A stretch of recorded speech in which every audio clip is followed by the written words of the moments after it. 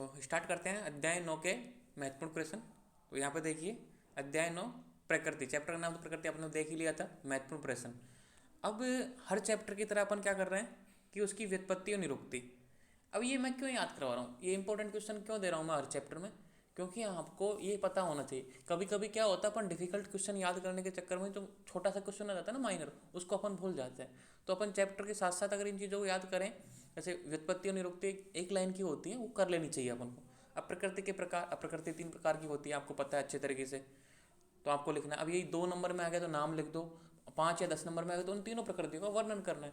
तो according two marks कितने number का क्वेश्चन आया उसके अनुसार आंसर देना। मैं हमेशा आपको हर वीडियो में ये बोलता हूँ, ठीक है। प्रकृति को निर्माण को समझे। प्रकृति निर्माण क्या होता है, मैंने आपको बताया था कि जो जब अंडाणु और शुक्राणु में जो दो दोष डोमिनेंट रहता है उसमें से प्रकृति का निर्माण होता है। श्रेष्ठ, मध्यम व हीन प्रकृति से आप क्या समझते हैं भाई? श्रेष्ठ क्या है, मध्यम क्या है, हीन। अब श्रेष्ठ क्या है? जो कभी रोग उत्पन्न नहीं होता, या फिर मतलब श्रेष्ठ है एक तरीके से सात्विक है, ठीक है। मध्यम जिसमें द्वंद्व होती है, और हीन जो एक मतलब वातज है, पित्तज है, कफज है।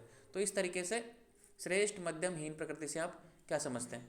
अब यहाँ पर श्रेष्ठ तो क्या हो गई? सम दोष, वातज, पित्तज, कफज, तीनों दोषों की, ठीक है। मध्यम और हीन, अब इसमें क्या हो जाती है कि भाई मध्यम कौन सी है, और जो निंदनीय किसको माना है? द्वंद्व प्रकृति को निंदनीय माना, तो वो हीन में आएगी, ठीक है। देही प्रकृति को प्रभावित करने वाले कारक बताइए। देही प्रकृति, अब देही प्रकृति कौन कौन सी है? वात, पित्त, कफज, द्वंद्व और समदोषज। इनको प्रभावित करने वाले कारक कौन कौन से हैं? वात, पित्त, कफ प्रकृति, पुरुष के लक्षण आचार्य सारंगधर के अनुसार। Very very important question number 6 कि वात, पित्त एवं कफ प्रकृति। तो आचार्य सारंगधर के जो तीनों श्लोक मैंने बताया ना, वो बहुत ज़्यादा इंपॉर्टेंट है, आपको वो जरूर याद होने चाहिए। कि सपने, जैसे कि भाई वात प्रकृति में क्या आता है? सपने में व्यक्ति आकाश में उड़ता है सपने में, तो वो वात प्रकृति है। पित्तज के लिए स्पेसिफिक है, कफ के लिए स्पेसिफिक है। तो ये सारी चीज़ें आपको याद होनी चाहिए। तो ये चैप्टर है ना प्रकृति का, बहुत ज़्यादा इंपॉर्टेंट है। इसमें से क्वेश्चन आता है, एक बड़ा क्वेश्चन भी आता है, ठीक है। अब मानस प्रकृति पर टिप्पणी लिखो, ये क्वेश्चन ज़्यादा आता है मानस प्रकृति। अब मानस प्रकृति कितनी होती है? 3, सात्विक, राजसिक और तामसिक। तो इनके बारे में डिटेल में आपको याद होना चाहिए, ठीक है।